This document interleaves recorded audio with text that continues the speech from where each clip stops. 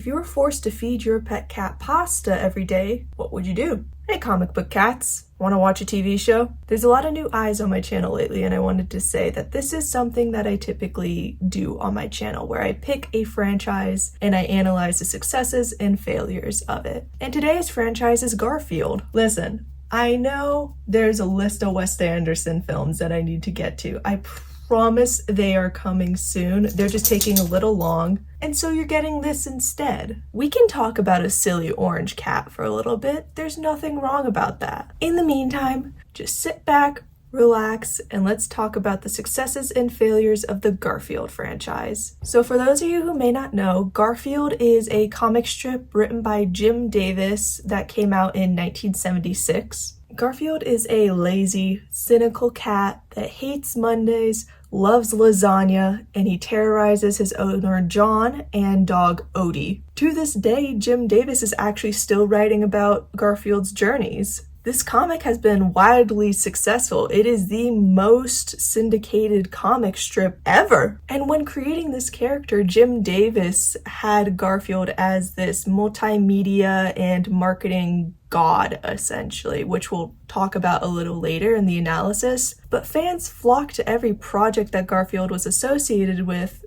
and I want to look at the reception of each of those projects because it's kind of interesting.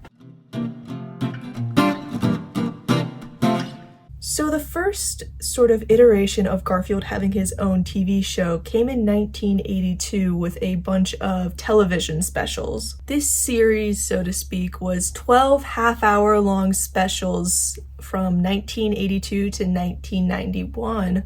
And it focused on a bunch of different comic strips that Jim Davis was writing. While Garfield had existed previously in some TV specials, this was the first one that focused entirely on his journey. And some of the journeys from this special included him going to a haunted house for trick-or-treating, or Christmas, or him being a private detective. These were broadcasted on CBS and were very well received, believe it or not. Every special in this run of Garfield received a Primetime Emmy Award nomination for Outstanding Animated Program, and 4 of them won. And looking at IMDb, all of them are very well rated. The lowest rated one is a 7.1 out of 10. People loved watching these journeys of Garfield. And I ask you to keep 7.1 as the lowest rated Garfield TV special in your head, because when we discuss the ratings of the other Garfield specials, it's gonna take a turn, guys.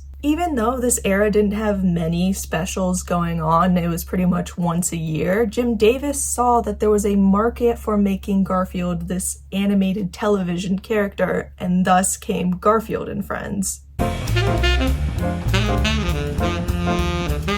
In 1988, towards the tail end of the primetime TV specials that were going on focused on Garfield, Jim Davis also was releasing a TV series that focused on Garfield. This show was formatted to have 2 segments. One was focused on Garfield and his journeys, and then the other segment was going to be focused on characters from another comic strip that Jim Davis was writing called U.S. Acres. It was this mix of original storylines with familiar characters, and you could tell that Jim Davis was starting to build out the brand and lore of Garfield. And out of all the Garfield projects to come, this one reflected the TV specials pretty well. I mean, it has a 7.2 out of 10 on IMDb. And I think it's really interesting to look at the ratings of this TV show and then the TV specials that were happening before and see a lot of the reviews have this very common theme of loving it when they were kids and having that lens of childhood nostalgia when they look back on it. And all the written reviews are overwhelmingly positive. A lot of people talk about the story and the heart that's in this series, and I think it's fascinating that it was so well received. And while this show was successful during its time, unfortunately a cancellation did have to come, but not in the way cancellations typically come. This show was actually starting to get more and more expensive to make, and it was coming at a time where there was a decline in Saturday morning cartoons in the mid-1990s. So due to financial stress, the studio decided to do one last season and ended the series in 1994. And it's really interesting looking again at those reviews because people talk about how this series was getting better and better with each season and bringing in more and more viewers. So it's fascinating that the viewership just wasn't enough to justify the cost that was occurring. But that cancellation wouldn't bring Jim Davis down. No. With a new century on the horizon, there was a new way to bring Garfield to the masses. Of course, since it's the early 2000s, that means making your favorite cartoon animals real. In 2004, Garfield came to the silver screen and saw immense success from this, honestly. It seems as though a lot of people were drawn to the theaters to see this cat's shenanigans, and the numbers that it saw from this are insane. This movie had an estimated budget of $50 million and it grossed $203 million worldwide. I don't know why I'm so shocked when I read that number. I guess it's just the audience following the character wherever he is and the fact that this was marketed as a children's movie. But it's so fascinating to me that it did that well in box offices. Like, that is crazy. Despite the financial success of this film, though, audiences and critics were not fans of it. It's got a 14% on the tomato meter and a 38% audience score on Rotten Tomatoes. And on IMDb, it's not much better, with a 5 out of 10 with 91,000 reviews and a Metascore of 27. The common theme among these reviews is the plot and writing not being good, but Bill Murray did incredible. They say it's great for kids, but they didn't enjoy it, and there I think is the crux of what we're going to be talking about a lot in this video. They're acknowledging the movie isn't made for them, but leaving reviews as if it's supposed to be made for them. And of course, this film is not the peak of cinema, but it's important to contextualize everything that you watch. I think it's important to look at this film through the lens of it's made for children. But moving on, since the first film was such a fiscal success, they decided to make a second one. This film has a little bit more of a story where Garfield travels to the UK, but he's confused for this cat that looks just like him, who's a lord. It's a whole mess, and hijinks ensue. The budget for this movie was $60 million and it made $143 million worldwide. But again, the reviews of this film critique heavily the fact that it's made for children. But the reviews on this one are even worse than the last one. It's got a 12% on the tomato meter and a 43% audience score on Rotten Tomatoes. And on IMDb, it's got a 5 out of 10 with 43,000 reviews and a Metascore of 37. Again, I'd like to reiterate, it's okay to not like a film for its plot, its design, what have you. I don't like everything that I watch, but I think it's important to contextualize who it's made for. Every project is someone's favorite thing, and I'm not going to sit here and say that it is objectively bad because I personally did not like it. Not everything is going to be geared towards me, and it's not fair of me to review things in a way that is acting like it is made for me. I should not judge every single piece of media as if I am the target audience for it, because I'm not. I am never going to be the target audience for every single thing that I watch, and I think it's important to acknowledge that. But moving away from my thoughts, we'll get to that later. Let's talk about what came after these live action movies.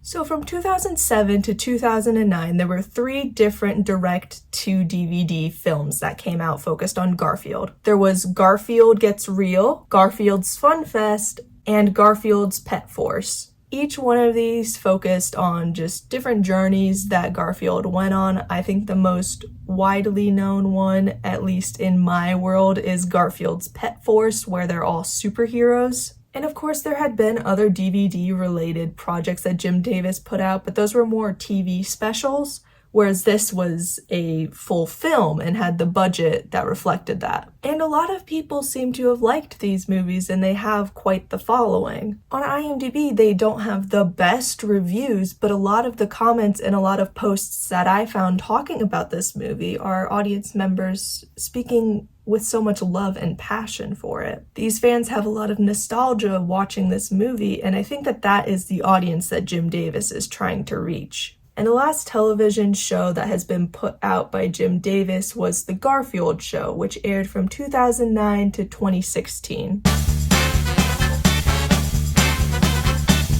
And something about the environment of this show makes me very uncomfortable. It's like one of those liminal spaces where I feel like I am not supposed to be there, and I feel like no human lives there. But despite my thoughts on what the space looks like, audiences seem to really love this project. It had a total run of 5 seasons from 2009 to 2016. It actually had premiered in France in 2008, and that's where a lot of the animation for this project came from, and then it came to America in November of 2009. Once again, this show is very obviously geared towards children, and people review it negatively because it's not geared towards them, I guess. It's got a 5.5 out of 10 on IMDb, but when I was looking at the episode breakdown, on average each season had actually like a 7.4 out of 10. In the trenches of my research, I found a post in the Garfield subreddit that actually talked about this show and their thoughts on it. And I think that this fan put it well that this show, in critiquing it, has a lot more nuance than people realize. There are a lot of obvious flaws with this project and a very specific audience that they are trying to reach, but broadly speaking, this is a faithful adaptation of the Garfield comics. Again, if you sit a child in front of this, I think that they would enjoy this project, but since adults are watching it, they're able to deconstruct it more. In the end, this show got canceled and thus ended the television run of Garfield. And you may be sitting there asking yourself, where did it go from here? Let's talk about that really quick before the analysis, because it's fascinating.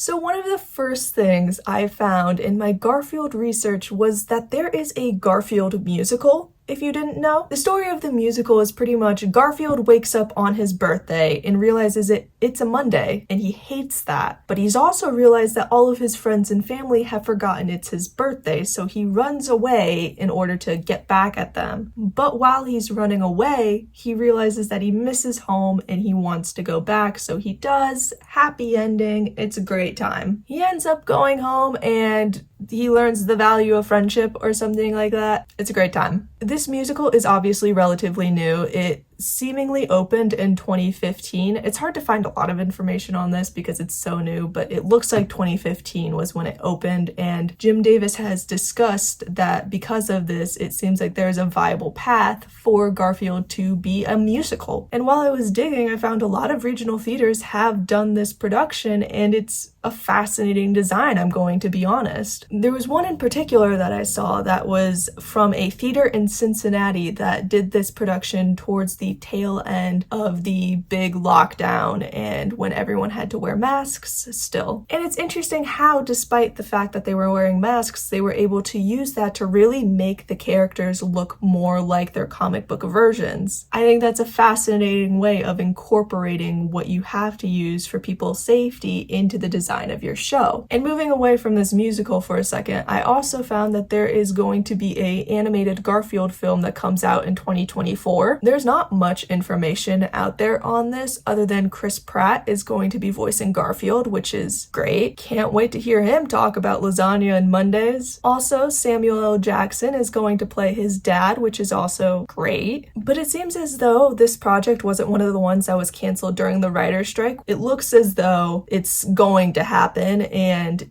I think May 2024 is when they're looking to release this. Maybe I'll talk about it when it comes out. Who knows? I don't really want to watch it, but if you guys want me to watch it, I will. But since that is all the Garfield projects, let's talk about analyzing this. Let's look deeper into it, because that's what we do on this channel. We look beneath the surface. A lot of the franchise success I'm actually going to attribute to the character itself for once. Garfield is such a fascinating franchise to look at because of how Jim Davis constructed this character in this comic book strip to be this marketable enterprise. Something that Jim Davis did very early on with Garfield's character was he removed any political or social commentary surrounding this character. Jim Davis has come out to say that this was actually because his own grasp of politics isn't that strong. And I think that that is fascinating in terms of making this character more marketable. Garfield has no political or social stance. He's just a cat that hates Mondays and loves lasagna. And while social and political commentary is important in media, I think it only has an impact when it's done correctly. More often than not, writers are either significantly behind on current up-to-date issues that are happening in the country, or the take is something that is so artificial and empty feeling that it doesn't leave the viewers fulfilled by a message. And I'm also glad that Jim Davis acknowledges that he's not the most educated on these issues and thus is not going to give a half-baked take on issues that are actively happening. In doing this, he's providing a space for actually educated individuals to step up and talk about the issues in a well-formulated manner. I think it's important to provide that space for people and not take it up by people who just don't know what they're talking about. And something that I've talked about a little bit so far is surrounding the content of each one of these projects and how unanimously the reviews talk about how it's geared towards children. It brings up this fascinating debate that's been going on for a while, I believe, on what the quality of children's programming writing should be. There are arguments of both sides of this debate that I think are warranted. There are those who say that the current style of writing is one in which it doesn't teach anything to the kids of today. And then there's another side of it that says kids will watch anything, so what does it matter? And my thoughts on it are, I believe that children's programming should have an impact on the children that you are trying to reach. I think most people think this about their childhood, but when I grew up, I watched a lot of educational, well-formatted programming. I mean, Between the Lions and Bear in the Big Blue House, those are bangers, my guy. And I could sit here and talk about how I think Bubble Guppies isn't the most fascinating show in the world and that it's written for children, but that's because it is written for children. I am not the target audience for that program. Everyone is allowed to have opinions on what they watch, and I think sharing those opinions is part of the human experience. We will never learn anything if we stay isolated and sheltered from differing opinions. But I think a question that is not really asked is, at what point do you acknowledge that a project is not made for you and question the merit of your own opinion? Using Bubble Guppies again as an example, I am not going to go on IMDb and type a negative review about how the writing is for children because I am obviously not the target audience for that. And I think there's some merit to Bubble Guppies. I personally don't watch it, but I know it's like pretty popular, so it's gotta be decent. And I think another part of it is to say that all writing of children's programming is bad, or all of it doesn't have any value, undermines projects that I think are doing quite well. For example, I think that a children's program that is doing quite well recently is Bluey. It's got good heart, good messages, and I think that it appropriately tells stories to children. But at the same time, I don't think every single project that a child watches should have this strong moral message in it. I think that they should be allowed to watch things that are funny. I know,